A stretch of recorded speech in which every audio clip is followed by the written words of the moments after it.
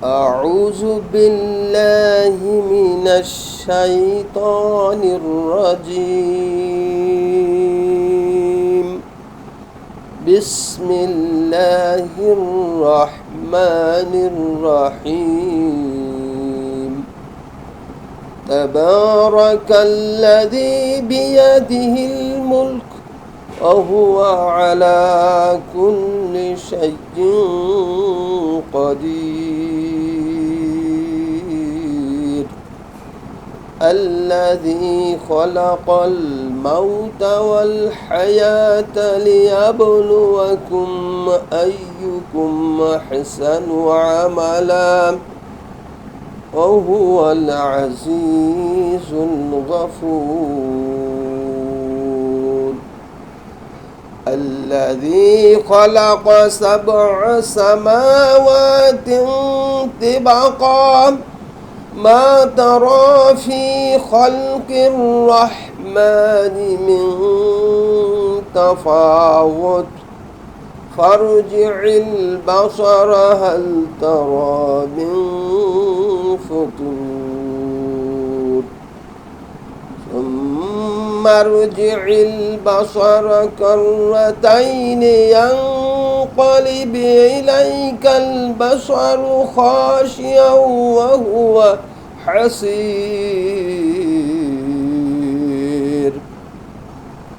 ولقد زينا السماء الدنيا بمصابيح وجعلناها رجوما للشياطين وأعتدنا لهم عذاب السعير.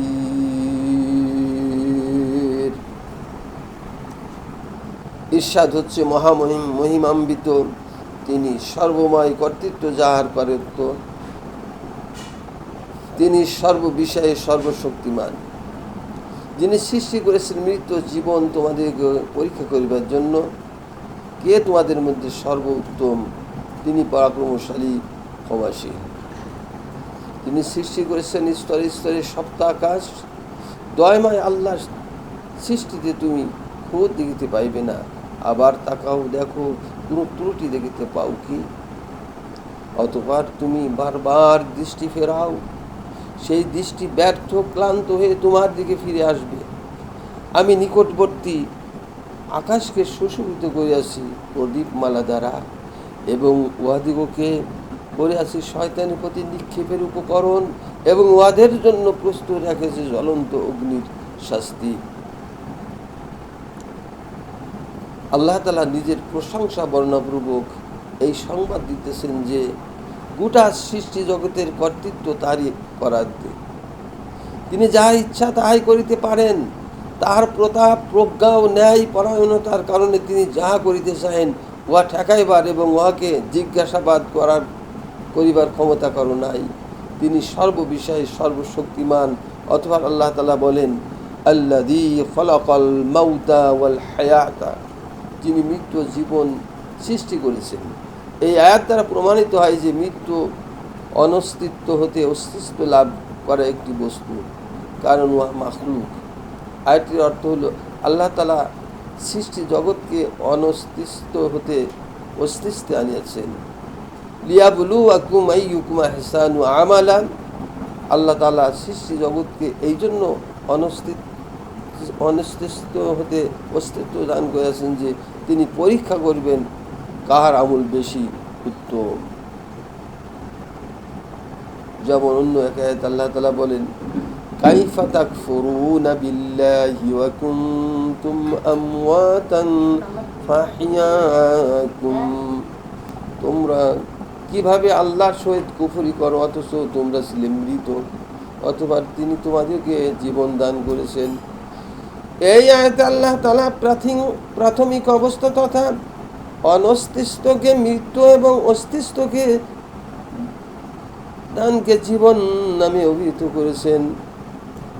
ইবনে আবু হাতিম রাদিয়াল্লাহু কাতাদা রাদিয়াল্লাহু বর্ণনা করেন যে কাতাদা রাদিয়াল্লাহু আল্লাযী খলাকাল মাউতা ওয়াল হায়াতা, এর ব্যাখ্যায় বলিতেন, আল্লাহ তাআলা বনি আদমকে এক সময় মৃত অবস্থায় রাখিয়াছিলেন, অথবা পার্থিব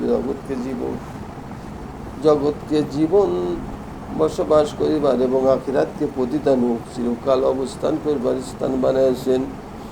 এই আয়াতে আল্লাহ তাআলা বলেন, লিয়াবলুয়াকুম আইয়ুকুম আহসানু আমালা, অর্থাৎ তিনি পরীক্ষা করিবেন যে তোমাদের মধ্যে কার আমল ভালো।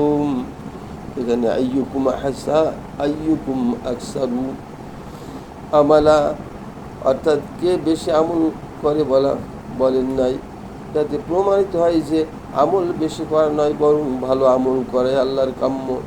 অথবা আল্লাহ তাআলা বলেন, ওয়াহুয়াল আজিজুল গফুর, আল্লাহ তাআলা পরাক্রমশালী ও মহাপ্রতাপশালী। তাহার সত্ত্বেও কেউ তাহার নাফরমানি করিয়া ও তাহার বিধানের বিরুদ্ধাচরণ করিয়া একনিষ্ঠভাবে তার কাছে তওবা করে তিনি ক্ষমা করে দেন। অতঃপর আল্লাহ তাআলা আরও বলেন, আল্লাযী খালাকা সাবআ সামাওয়াতিন তিবাকা, তিনি স্তরে স্তরে সৃষ্টি করেছেন সপ্ত আকাশ। অনেকের মতে এই সপ্ত আকাশ উপরে নিচে একটি সহিত মিলিত, দুই আকাশের মাঝে কোনো ফাঁক নাই, আবার অনেকের মতে একটি সহিত অপরটি মিলিত নহে, বরং প্রতি দুই আকাশের মাঝে বিস্তর ব্যবধান রয়েছে। দ্বিতীয় মতটি সঠিক। মিরাজের হাদিসে, অন্যান্য হাদিসের দ্বারা প্রমাণিত। মা তারা ফি খালকির রহমানি মিন তাফাউত, আল্লাহর সৃষ্টিতে এমন নিখুঁত ও সামঞ্জস্যপূর্ণ যে পথে কোনো প্রকার বৈপরীত্য ও দোষ বা ত্রুটি খুঁজে পাওয়া যাইবে না। তাই আল্লাহ তাআলা বলেন, ফারজিল বাসারা হাল তারা মিন ফুতুর, আকাশের দিকে তাকিয়া চিন্তা করে তুমি দেখো যে পথে কোনো প্রকার দোষ ত্রুটি দেখি পাও কিনা। ইবনে আব্বাস রাদিয়াল্লাহু, মুজাহিদ, যাহাক ও সৌরি রাদিয়াল্লাহু প্রমুখ বলেন, আলোচ্য আয়াতে শুকুকুল ফুতুর, ছিদ্র বা ফাটল। কাতাদা বলেন, হাল তারা মিন ফুতুর, অর্থাৎ হে আদম সন্তান, তোমরা আল্লাহর সৃষ্টি আকাশে কোনো খুঁত দেখিতে পাও কি? সুম্মা রুজিল বাসারা কাররাতাইনি ইয়ানকালিবু ইলাইকাল বাসারু খাশিয়াও ওয়া হুয়া হাসীর।